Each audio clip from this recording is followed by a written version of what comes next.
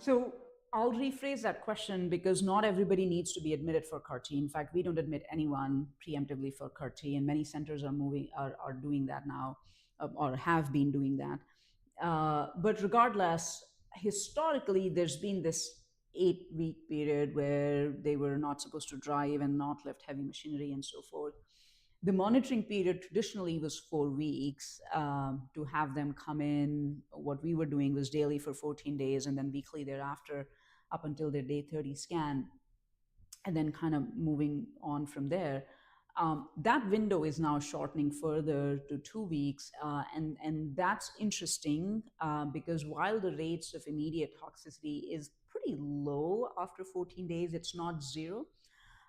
And some of the rare toxicities like IEC-HS and some of the non-ICANS neurotoxicity, especially with the BCMA products, can happen after the 2-week window. In fact, most often happen after the 2-week window.